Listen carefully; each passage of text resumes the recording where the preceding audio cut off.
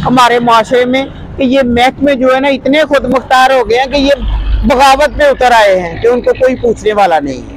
मेरे ख्याल में ये मसाइल सबसे ज़रूरी मसाइल है, ये छोटे मसाइल नहीं है, ये बहुत बड़े मसाइल है। अब ये कहा तो जा रहा है कि जीटी रोड की तोसी की जा रही है, 40 अरब का मनसूबा आ रहा है, तो क्या जब तक वो मनसूबा नहीं आएगा ये टूटे सड़क वैसे ही इसकी मरम्मत नहीं करेंगे? क्या लोग इसी तरह मरते रहेंगे?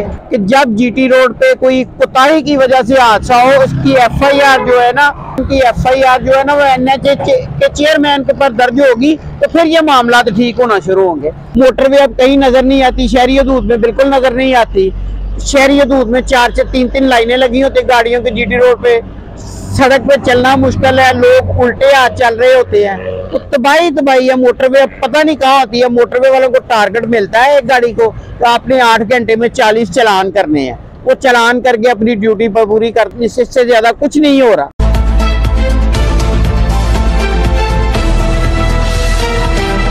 अस्सलाम वालेकुम, एक नए व्लॉग के साथ आपका होस्ट सरसी रशीद हाजिर है।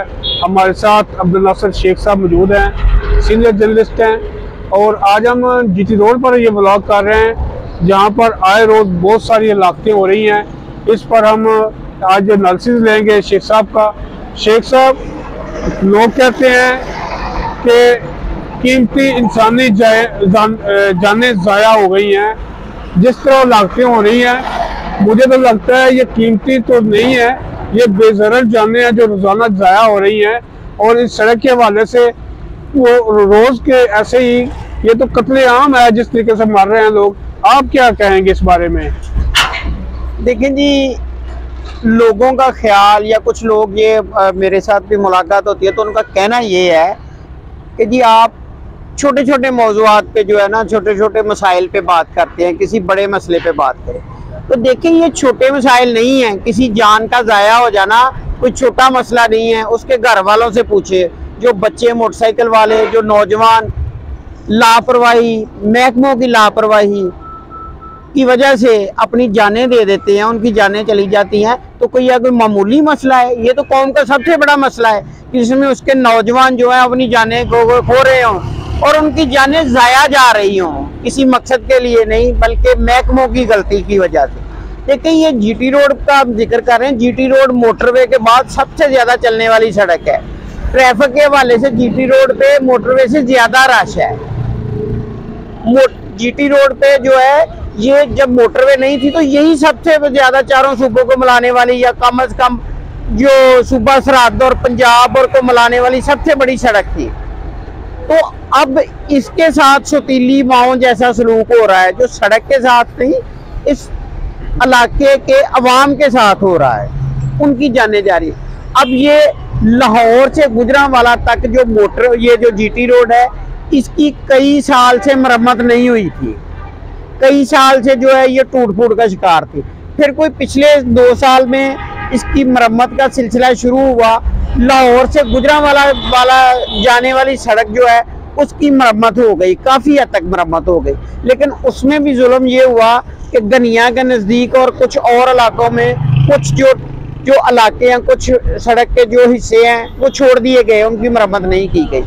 अब होता ही है कि जब मोटरसाइकिल सवार आ रहा होता है, गाड़ी वाले आ रहे होते हैं, पीछे से उनकी स्पीड है, जीटी रोड पे 100 के करीब लोग आमतौर पर गाड़ी चलाते हैं, वो आ रहे होते हैं, एकदम से वो टूटी सड़क आ जाती है, वो अपने आप को संभालते जो है मोटरसाइकिल सवार गिर जाते हैं, कभी गाड़ियों के नीचे आ जाते हैं, कभी गाड़ियां बेकाबू होके दूसरी गाड़ी से टकरा जाती हैं, कभी मोटरसाइकिल सवारों को कुचल देती हैं।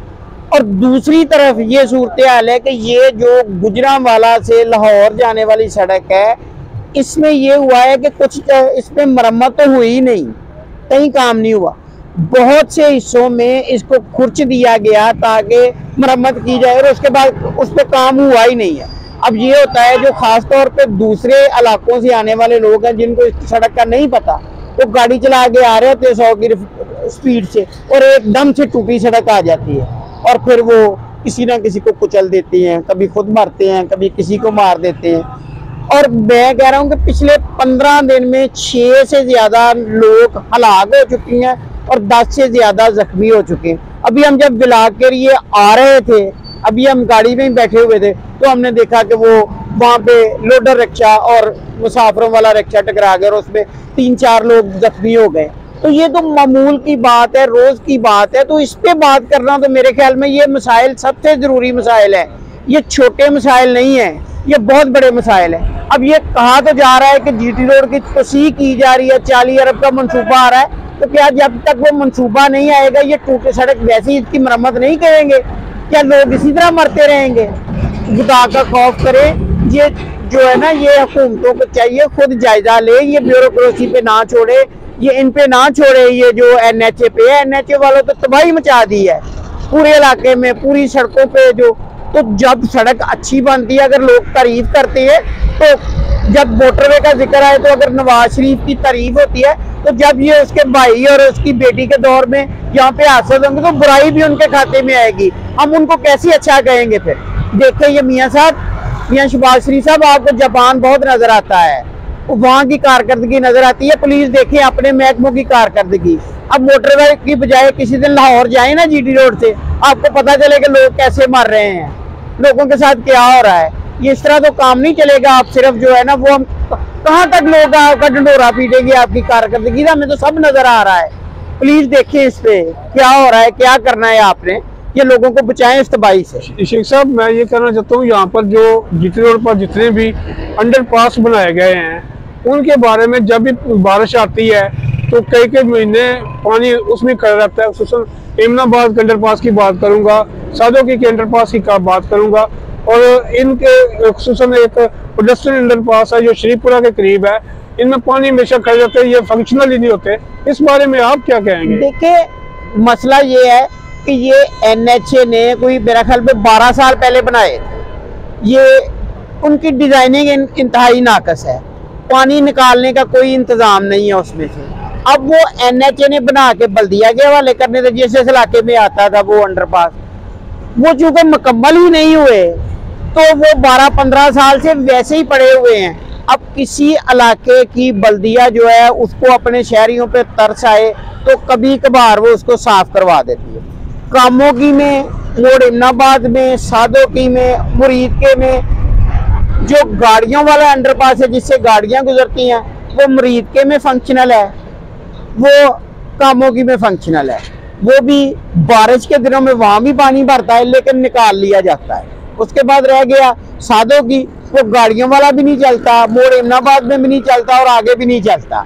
मुरीदके और कामोगी में सिर्फ चलते हैं, वो भी मुश्किल हालात में। मुरीदके वालों ने, बल्दिया ने मेहनत की और ज्यादा अच्छा बना लिया, जबकि कामोगी में बुरे हालात है। पैदल चलने वाला अंडरपास सिर्फ कामोगी में एक चलता है, मेन बाजार के सामने, वो भी जब बारिश होती है तो उसमें पानी भर जाता है। बल्दिया वालों को कहना है कि हमने तो वो टेक ओवर किया ही नहीं है, वो हमने लिया ही नहीं है अभी तक, हमने NHA वालों से अभी तक उसका चार्ज लिया ही नहीं। अब वो महकमे कौन से, अवाम को तो ये नहीं पता, लेकिन अवाम को सहूलत कोई नहीं है। जीटी रोड पे कोई लाइट नहीं जलती, इनके NHA के नाकस मंसूबे, वो जब भी उनसे कभी बात होती है तो वो कहते जी इंक्वायरी चल रही है। उनकी इंक्वायरी चलते रहेंगे, लोग मरते रहेंगे, तो किसी को परवाह नहीं है। सर, ये जो हमारे पीछे टूल प्लाजा है, ये टूल प्लाजा पर जो रकम इकट्ठी की जाती है वो किसके लिए? मुल्क चलाने के लिए होती है, सड़क बनाने के लिए होती है? ये NHA के पास जाते हैं पैसे, NHA ठेका देता है, लेकिन NHA ये हमारे पैसे किसी और जगह लगाता है, इस सड़क पे नहीं लग रहे। ये नजर आ रहा है कि नहीं लग रहे साहब को। आप भी जब जो हमारे नाजरीन देखेंगे सड़क की हालत, उनको अंदाजा होगा कि सड़क पे पैसे नहीं लग रहे। रात को सड़क अंधेरे में डूबी हुई है, सड़क पे कोई फोर्स नहीं, जो मोटरवे अब कहीं नजर नहीं आती, शहरी हदूद में बिल्कुल नजर नहीं आती। शहरी हदूद में 4-3 लाइनें लगी होती गाड़ियों की, जीटी रोड पे सड़क पे चलना मुश्किल है, लोग उल्टे हाथ चल रहे होते हैं, तो तबाही है। मोटरवे पता नहीं कहाँ होती है। मोटरवे वालों को टारगेट मिलता है एक गाड़ी को, तो आपने 8 घंटे में 40 चलान करने हैं, वो चलान करके अपनी ड्यूटी पर पूरी करती है। इससे ज्यादा कुछ नहीं हो रहा। एक दिन मोटरवे पुलिस ने शुरू किया है कि हम जी रिक्शों को ये करेंगे, रिक्शे वालों ने जुलूस निकाला है और ये डर के भाग गए हैं, और उसके बाद आज तक मोटरवे की गाड़ी नजर नहीं आती शहरी हदूद में। यानी मोटरवे के बारे में जो पहले मशहूर था कि बड़ी सी ऑनरेबल ड्यूटी देते हैं, अब वो काम खत्म हो कहीं चुका नजर है। नहीं आ रहा है। वो तरक्की के लिए इसमें आए थे पुलिस वाले, जो वो जिली पुलिस से वो आए, तरक्कियां लेके वो चले गए, बाकियों को अब दिलचस्पी नहीं रही, कहीं नजर नहीं आता काम होते हुए। जुर्माने के अलावा आपको कई मोटरवे नजर नहीं आएगी, किसी अंडरपास पे खड़े हो जाते हैं, हेलमेट पे जुर्माने, और उसके बाद घर को फारग। जी तो नाज़रीन, आपने ये सूरत हाल देखी, और खुसूसन हम महकमा NHA तो सुनता ही नहीं किसी की। NHA में इतने इतने बड़े अफसर हैं, वो किसी को खातर में नहीं लाते। इससे क्या वजह है कि वो किसी को खातर में क्यों नहीं लाते हैं शेख साहब? मेरे ख्याल में जो है ना, वो हमारे जो साबिक सूबाई वजीर थे चौधरी शमशाद अहमद खान जी, जो शहीद हो गए हैं, वो एक बात कहा करते थे कि जब GT रोड पे कोई कोताही की वजह से हादसा हो, उसकी FIR जो है ना, वो 3 जो लोग मर जाए उनकी FIR जो है ना, वो NHA के चेयरमैन के ऊपर दर्ज होगी, तो फिर ये मामला तो ठीक होना शुरू होंगे। इनको कोई पूछने वाला ही नहीं है, इनका कोई जो है ना हिसाब लेने वाला ही नहीं है। वजीर आजम साहब शायद वो पता नहीं क्यों उनसे भी कोई भी नहीं बात करता है NHA वालों से।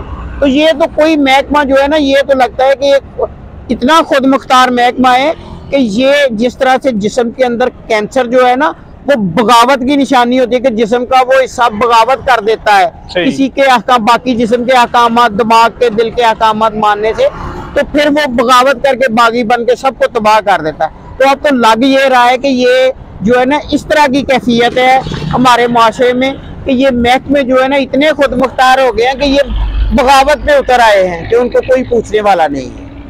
जी तो हमारी जानें इसी तरह जाया करते रहेंगे, होती रहेंगी।